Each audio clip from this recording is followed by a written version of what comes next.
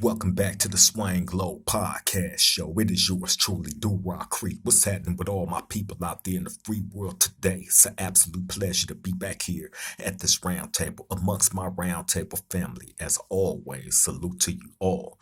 Now, look, man, I'm not here to hold y'all long. You know what I'm saying? I just find interesting, crazy stories that I like bringing to the round table. You know what I'm saying? To raise discussion. You know what I'm saying? Now, this story right here, it kind of took me by surprise because it ain't something that you see happen every day. You know what I'm saying? And being that it's jail related is really crazy, right? Now, look, this incident took place in the Bronx, New York, right? Now, you have a guy who's incarcerated. I don't know exactly how long he was incarcerated, locked up, right? But this is during the time I guess he was in the county jail in the Bronx somewhere, going back and forth to court.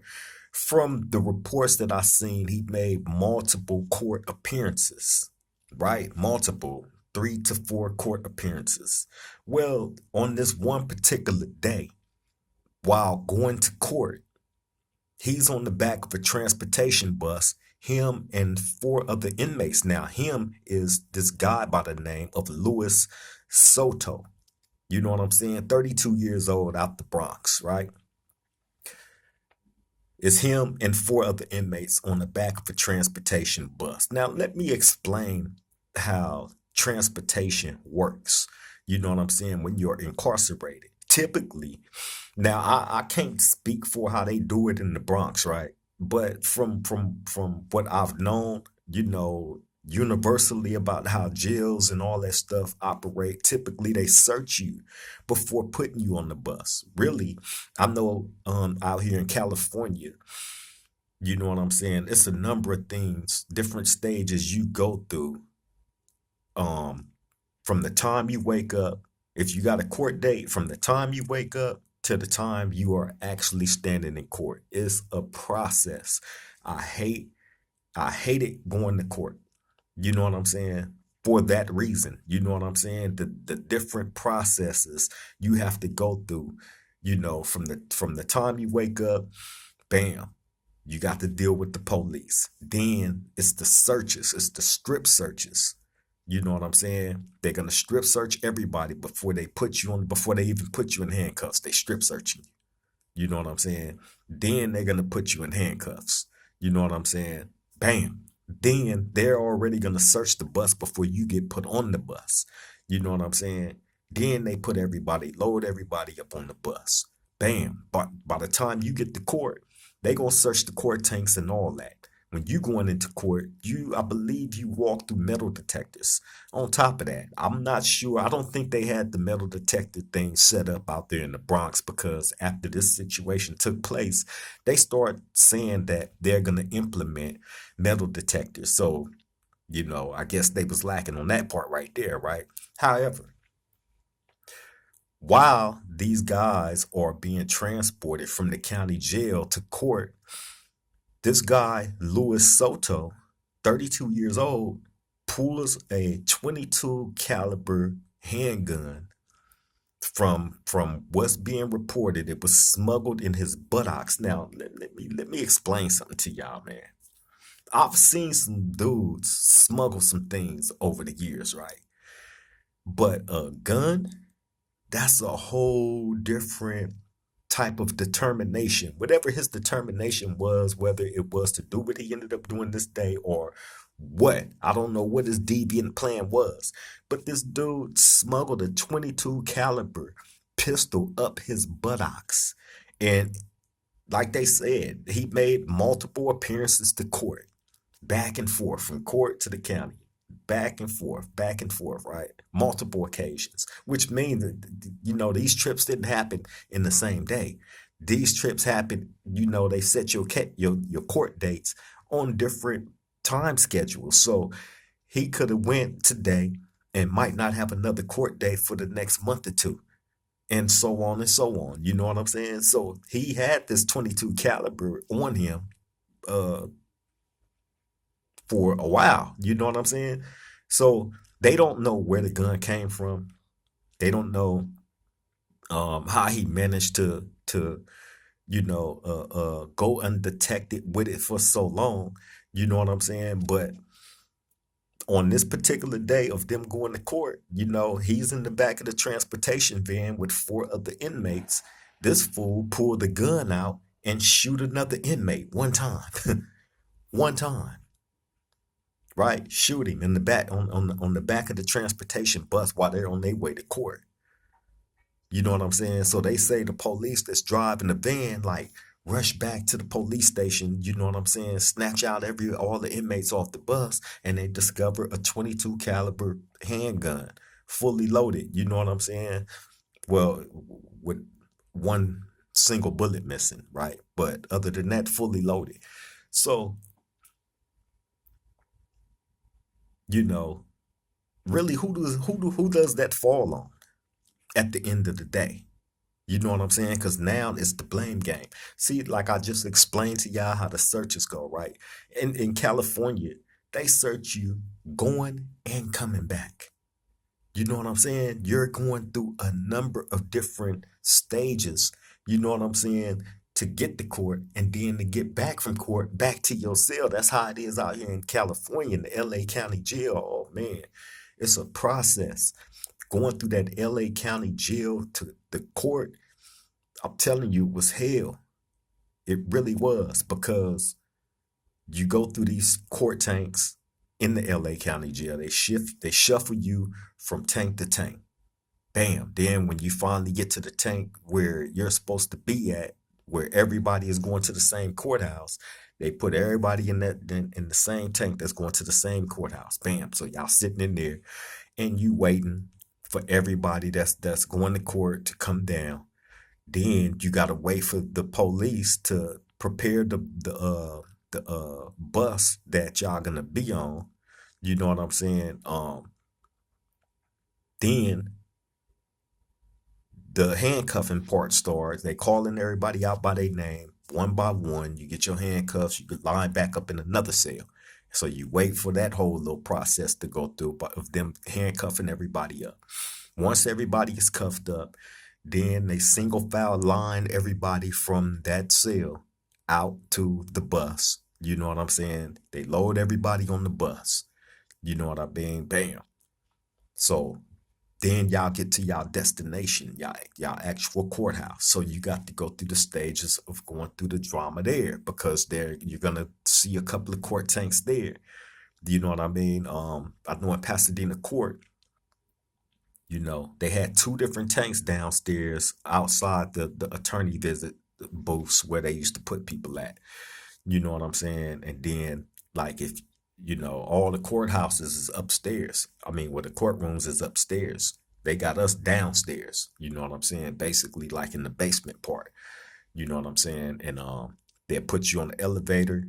You know what I'm saying? Y'all go up to whatever floor your courtroom is on. You know what I'm saying? And then they put you in another holding tank.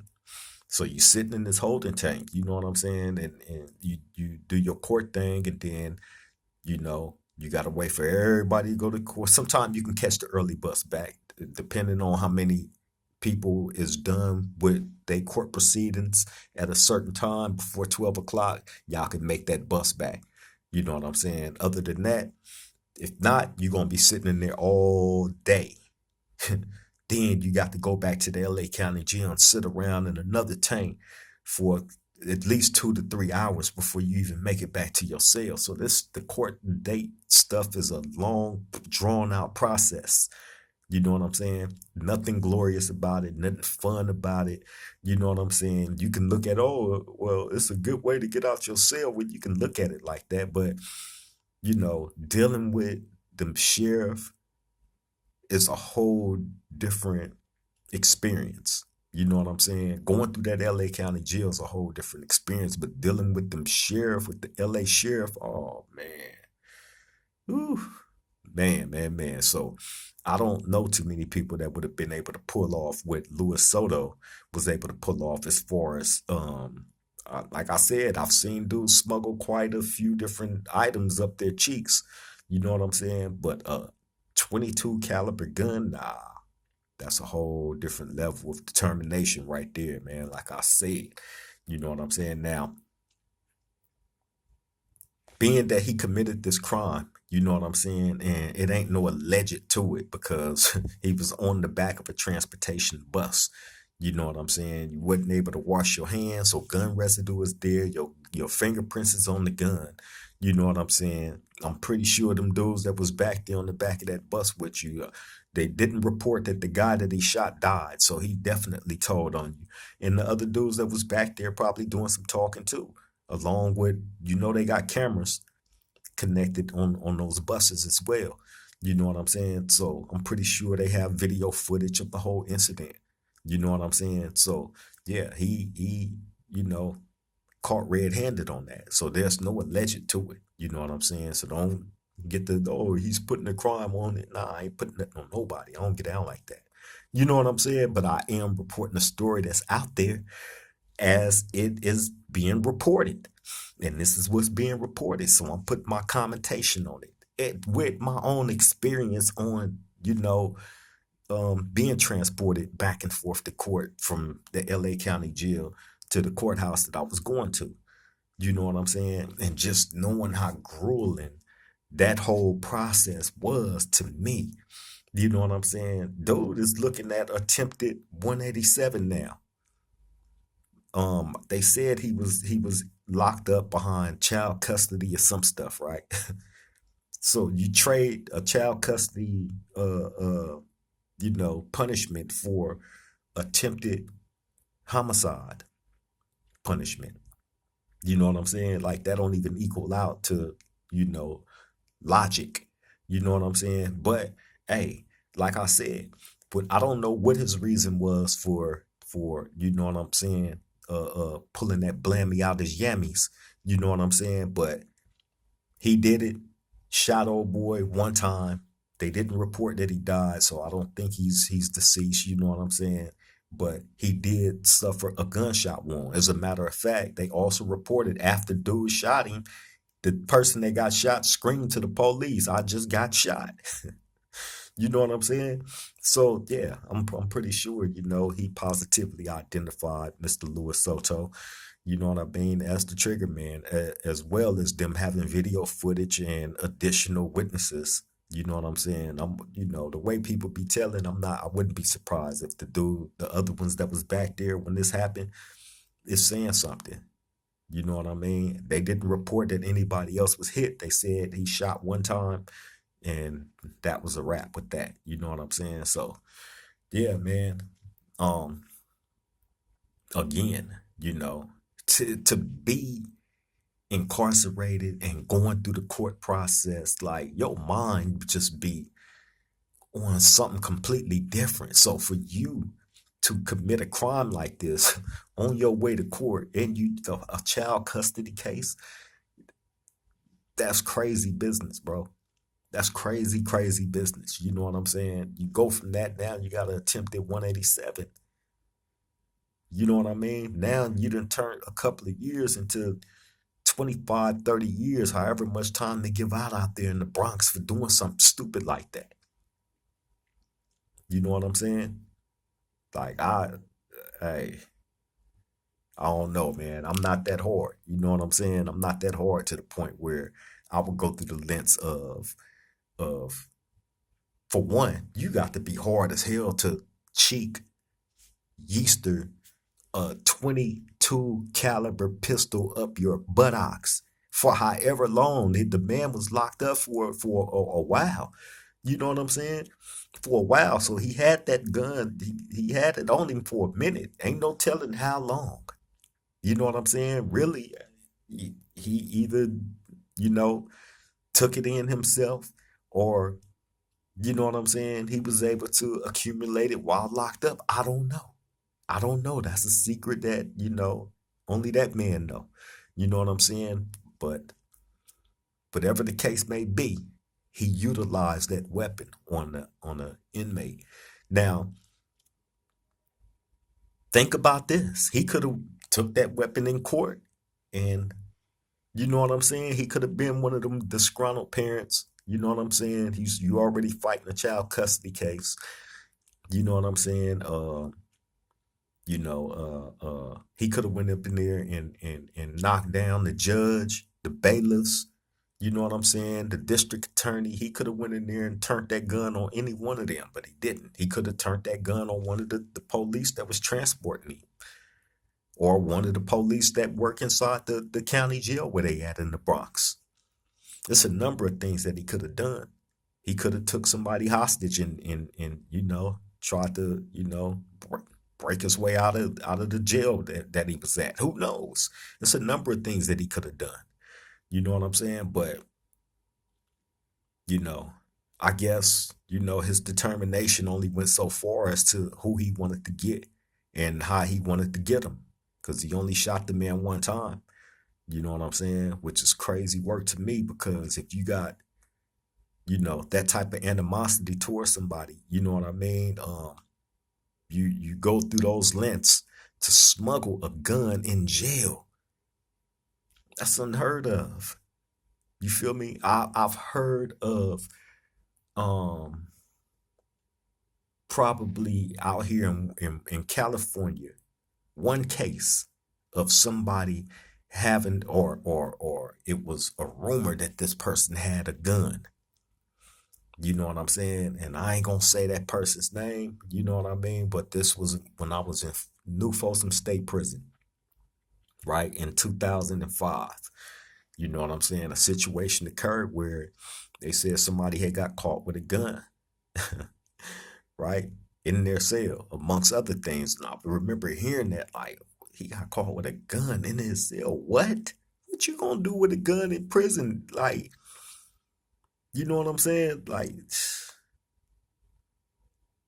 that's crazy, man. That's crazy, man. You know what I mean? But hey, whatever motivates these dudes to do what they do, you know what I'm saying, and make the moves that they make, hey, you know, who am I to, I'm just here to bring it to the round table, man. And like I said, I find some crazy stuff, I bring it here, you know what I'm saying? We all share it, you know what I mean? Try to make sense of it. If y'all can make any sense of this, drop it in the chat.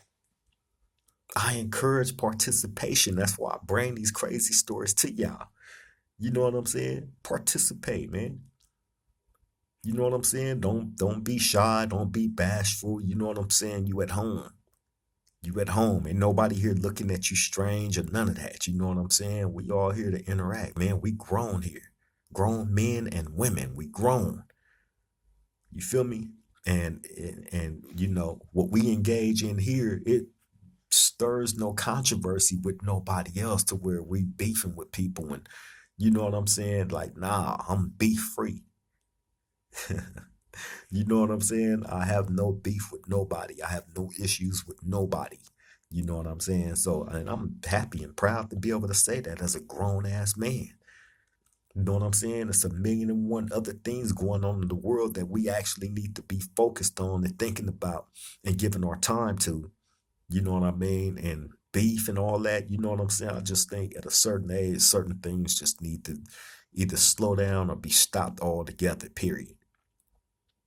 You know what I'm saying? For real, for real. Like, we got to start placing ourselves, you know what I'm saying, on a certain pedestal. And I'm not talking about in the eyes of society. I'm talking about, in the eyes of our family.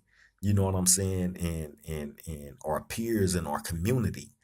You know what I'm saying?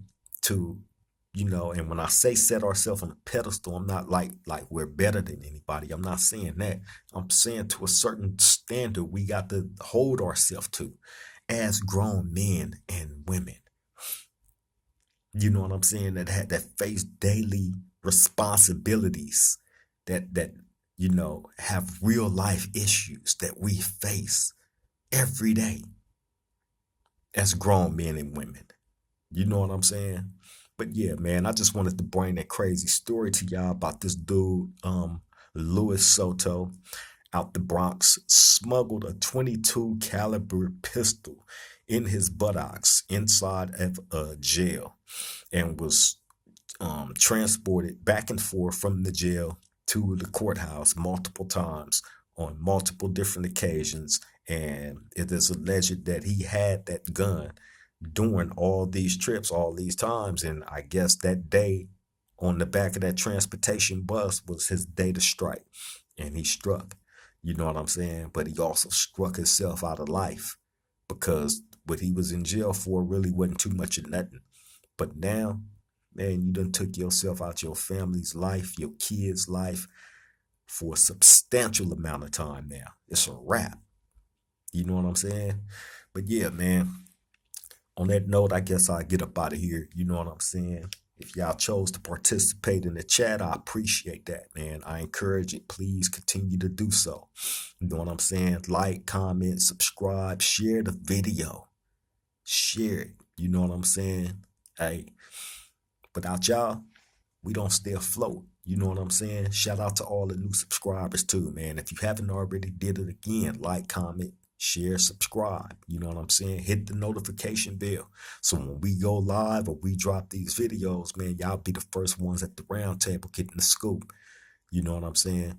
But yeah, I'm going to go ahead and get up out of here. I've taken up more than enough of y'all time. I appreciate you.